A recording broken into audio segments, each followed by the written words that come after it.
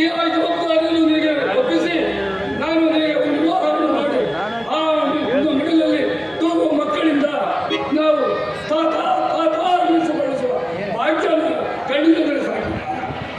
ಅಪ್ಪಾಜಿ, ಆದಷ್ಟು ಬೇಗ ನಿಮ್ಮ ಆಸೆಯನ್ನು ಈಡೇರಿಸಲು ನಾನು ರೆಡಿ.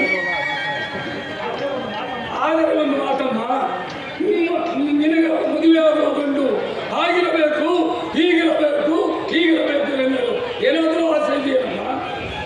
ಅಪ್ಪಾಜಿ, ನಾನು ಪ್ರೀತಿಸೋ ಹುಡುಗ ನಾನು ಕೇಳಿದೆಲ್ಲ ಕೊಡಿಸಬೇಕಿಂತ ಏನಿಲ್ಲ. ಅವನು ತುಂಬ ಬಡವನಾಗಿರಬೇಕು. ಒಂದು ಹೊತ್ತಿನ ಊಟಕ್ಕೂ ಕೂಡ ಕಡಿಮೆ ಮಾಡಿದರೂ ಪರವಾಗಿಲ್ಲ. ಆದರೆ ನನ್ನನ್ನು ಒಂದು ಕ್ಷಣ ಬಿಟ್ಟಿರಲಾರದ ಹುಡುಗನಾಗಿರಬೇಕು.